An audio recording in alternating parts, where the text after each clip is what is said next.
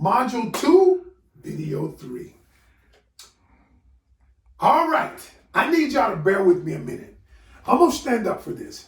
Now, in this video, I'm gonna talk about the communication process. Now, you might say, Coach, well, why are you gonna talk about the communication process? I just wanna know how to communicate with a man. I got that. But if like in the last video, I explained to you how you determine what the meaning is. Now I got to show you the process by which we interpret communication, how we send it, what happens along the way, and then I'm going to show you how you can make your messages more applicable to the understanding that you want to get. So bear with me, y'all. This is going to be just a little bit longer, not real long. All right, but the communication process, cycle, if you will. All right, here's how I go. There's 7 parts to it. And I'll go over each part in a second. All right, each part in a second. First, you have the sender, right? Then you have the idea that the sender has. Then the sender encodes the message. And you're like, Coach, what the hell is all of this? Bear with me. Then you've got the message itself. And then you got the receiver who receives the message. And the receiver decodes the message. And after all of this, they give the receiver sends back feedback, even if the feedback is nonverbal. Even if the feedback is, I don't know what the hell you're talking about. I don't like what you said. So you know what? I ain't gonna say anything. Okay?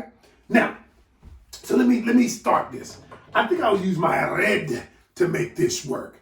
All right, let's talk about the sender. And so you'll understand what I mean. Let's talk about the sender here. The sender is the originator of the message. I think that's about right. They're the originator of the message. They're the ones who starts the communication. So they start it. Boom. All right. You have a message you want to send a guy. And you're trying to figure out what do I do? How do I send the message? And with you want to tell him, I want more time in the relationship. Or I need you to call me more. Or I'd love for you to text me at 9 a.m. in the morning. You have the idea, it all starts with the sender. That person who is responsible for the communication. The sender is responsible. Some people might not like this, but they're responsible for the communication, all right? The sender. Now, let me show you what happens. The sender has an idea, okay? What is the idea? The idea is nothing more than it could be a thought, it could be a feeling, it could be an idea, it could be any of those things, an opinion, a plan, anything that they want to get across is the idea. Anything that she is thinking about. So she has this, she's the sender, which is you. You have this idea. And then you're saying, wow, I would love for us to go to the beach. I would love for us to go to the mountains. And then you begin to hash this out in your mind, this idea, okay? Follow me. Then you decide, I'm going to encode the message. Now, what is the encoding? Encoding is determining the process of determining how you're going to translate the idea, okay? How will it be translated? How will it be translated? Now, what do I mean by translated? And all right, how will it be translated? Will you say it to him? So you're determined, you got the idea. Will I say it? Will I text it? Maybe I'll write him a letter. Or maybe I'll just be silent and he'll get what I'm saying. Maybe I'll make facial expressions because I'm not happy. What you're determining is, I'm going to encode this message, and encoding is simply you're determining how am I going to translate this idea to the receiver. All right? So you encode it. So you ever notice how when you're thinking about something, how am I going to say this? You think about what you're doing. You think about how am I going to say this? Because now what I got to help you to understand, when you encode a message, encoding is based on many times past experiences, many times trauma, many times your relationship, because if you're encoding the message through the lens of, I was never able to speak. If you're encoding the message through the lens of trauma, if you're encoding the message through the lens of abuse, then many times you don't say what it is you need to say. Many times you don't know how to translate what it is you want to translate. And so what I'm telling you is, the reason I'm telling you this process is because if you're encoding a message and you're determining how I'm going to get it across to my partner, to my husband, to my boyfriend, to my guy, to whoever I need to get it across to, and that will determine through the lens of you. And this is why when I help people with communication, I often say, let me see the lens that you're looking through. And what I mean by that, are you looking through a lens of abuse? Because if you're looking through a lens of abuse, then you may not say it. You may not encode it the correct way so that the partner gets the message. Y'all, because what you don't understand is when you encode something, that's when emotion is included in the process. I need you to understand that. Then after you encode it, you decide, I'm going to send the message to them. What is the message? The message is the actual finished product.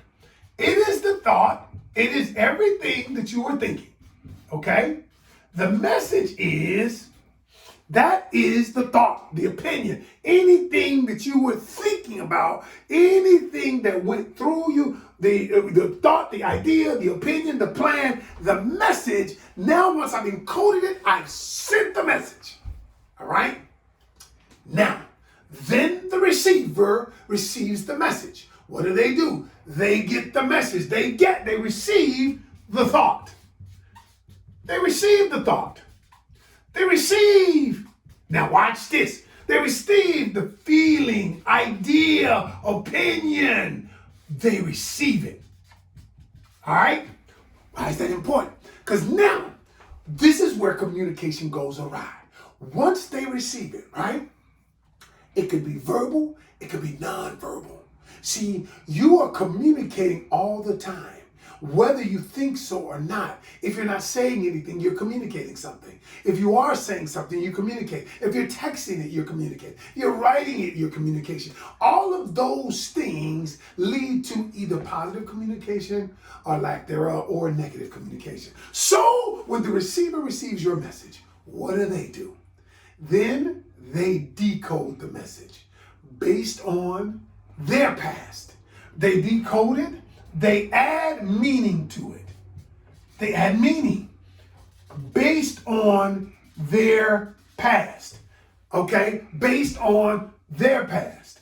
Based on their communication style. All of the things. Now watch this. When somebody decodes a message, when they determine how they should feel about what you sent them, they are decoding the message through the lens of what they've been through the lens of their communication style, through the lens of your former interactions. And see, y'all, that is the reason why when I teach you the techniques about actually how to communicate, you've got to understand they're decoding the message, but they may not be looking through the same lens you're looking through. And so you wonder why they can't get it. The reason why he can't get it is because he's not looking through the same lens that you're looking through. He may not have had the same experiences that you had. That's why it's even more important. It's even more important to understand how to communicate. Does this make sense, y'all? And then what the receiver does is they send feedback. Feedback is how they feel about the message.